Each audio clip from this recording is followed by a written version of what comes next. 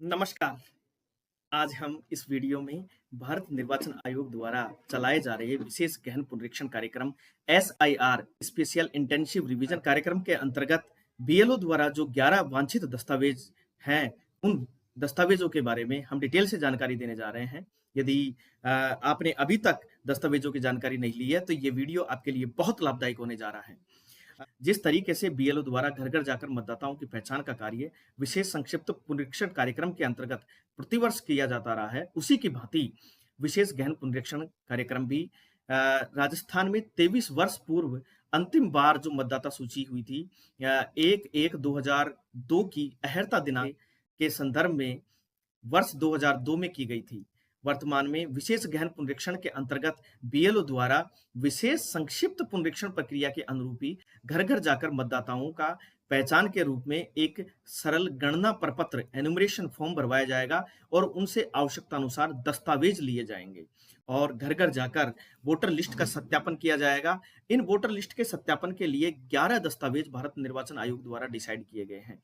उन 11 दस्तावेजों को इस वीडियो में हम बताने जा रहे हैं, जिसके अंदर लीजिए पहला दस्तावेज है केंद्र सरकार, राज्य सरकार या पीएसयू पब्लिक सेक्टर अंडरटेकिंग के नियमित कर्मचारी पेंशन भोगी को जारी पहचान पत्र, पेंशन संदाय आदेश। दूसरा वांछित दस्तावेज है भारत में 1 जुलाई 1987 से पूर्व सरकार, स्थानीय प्राधिकारियों, बैंक, डाकघर, LIC life insurance corporation, PSU public sector undertaking द्वारा जारी पहचान पत्र, प्रमाण पत्र, दस्तावेज।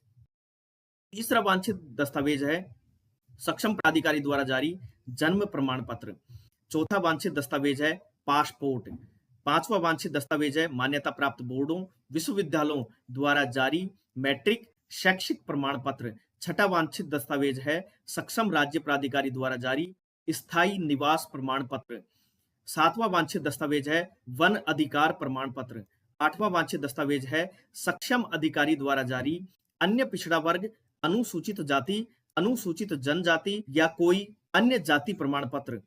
नवा वांछित दस्तावेज है राष्ट्रीय नागरिक रजिस्टर जहां लागू हो। 10वां वांछित दस्तावेज है राज्य स्थानीय प्राधिकारियों द्वारा तैयार किया गया परिवार रजिस्टर। और 11वां वांछित दस्तावेज है सरकार द्वारा जारी भूमि गृह आवंटन प्रमाण पत्र। यह 11 दस्तावेजों में से ऐसा नहीं है कि सभी 11 दस्तावेज आपको देने पड़ेंगे। यह 11 दस्तावेजों में से जो भी जिस श्रेणी में आप आते हैं, भारत निर्वाचन आयोग ने मतदाताओं को 4 श्रेणियों में बांट रखा है। जिस श्रेणी में जो दस्तावेज लागू हो, वही दस्तावेज आपको देने हैं। ये 11 दस्तावेज आपको स्क्रीन पर एक साथ दिखाए जा रहे हैं। इनका स्क्रीनशॉट ले लीजिए आप। ये एसआईआर स्पेशल इंटेंसिव रिवीजन कार्यक्रम के अंतर्गत मतदाता सूची का जो गहन पुनरीक्षण अभियान 2026 है, उसके अंतर्गत मतदाताओं को 4 श्रेणियों में बांटा गया है। श्रेणी ए, श्रेणी बी, श्रेणी सी और श्रेणी डी। श्रेणी ई के अंतर्गत वो मतदाता आते हैं जिनका नाम 2002 की वोटर लिस्ट में दर्ज है। इन मतदाताओं को कोई दस्तावेज जमा कराने की आवश्यकता नहीं है। ऐसे वोटर को केवल गणना प्रपत्र जमा कराना है और जो 2002 की वोटर लिस्ट में जहां पर उनका नाम है, उस पेज का कॉपी एक अटैच कर देनी है उसके साथ में। श्रेणी बी जो आती है, वो वोटर जिनका 2002 की वोटर लिस्ट में नाम दर्ज नहीं है, लेकिन वो मतदाता जिनका जन्म 1 जुलाई 1987 से पूर्व हुआ है। तो ऐसे मतदाताओं को गणना पत्र के साथ में एक दस्तावेज जमा कराना होगा। वो कौन सा? वो स्वयं का दस्तावेज होगा। वो जो 11 दस्तावेज बताए हैं, उन्हीं में से एक दस्तावेज जमा कराना होगा। श्रेणी सी के अंतर्गत जो मतदाता आते हैं जिनका नाम 2002 की वोटर लिस्ट में दर्ज नहीं है और ऐसे मतदाता जिनका जन्म 1 जुलाई 1987 से 2 दिसंबर 2004 के मध्य हुआ हो। ऐसे मतदाता को गणना प्रपत्र के साथ 2 दस्तावेज जमा करवाने होंगे।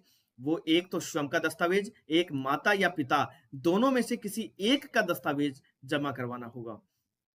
श्रेणी डी के अंतर्गत ऐसे मतदाता जिनका नाम 2002 की वोटर लिस्ट में दर्ज नहीं है और मतदाता जिनका जन्म 2 दिसंबर 2004 के बाद हुआ है, तो ऐसे वोटर को गणना प्रपत्र के साथ निम्न 3 दस्तावेज जमा करवाने होंगे। कौन कौन से? एक तो स्वयं का दस्तावेज, एक माता का दस्तावेज और एक पिता का दस्तावेज। दोनों के दस्तावेज इसमें लगाने होंगे।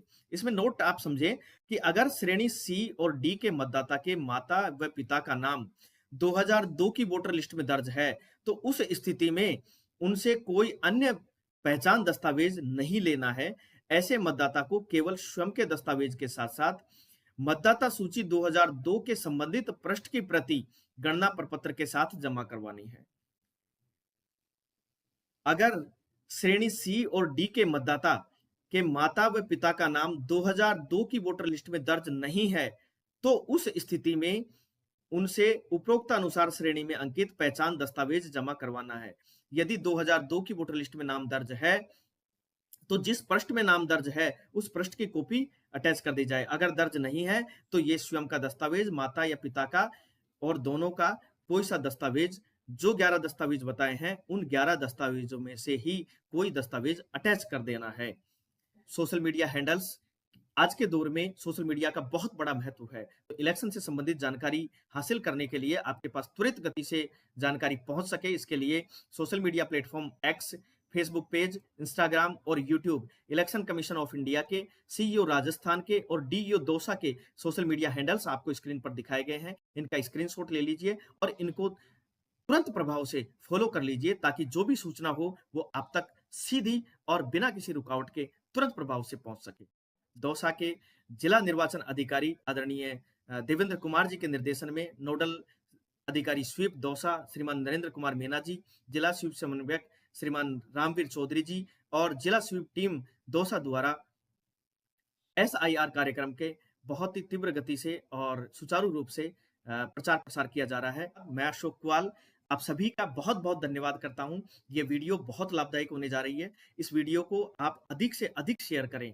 यह वीडियो उन सभी तक पहुंचाए जो कंफ्यूजन में है कि कौन कौन से दस्तावेज। कंफ्यूजन ये भी बहुत बड़ा है कि आधार कार्ड मान्य होगा या नहीं होगा, तो स्पष्ट तौर पे कह देता हूं, आधार कार्ड मान्य नहीं है। जो इस लिस्ट में 11 दस्तावेज हैं, वही 11 दस्तावेजों में से कोई दस्तावेज आपको देने होंगे आपकी श्रेणी के अकॉर्डिंग। तो अधिक से अधिक शेयर करें। बहुत बहुत धन्यवाद।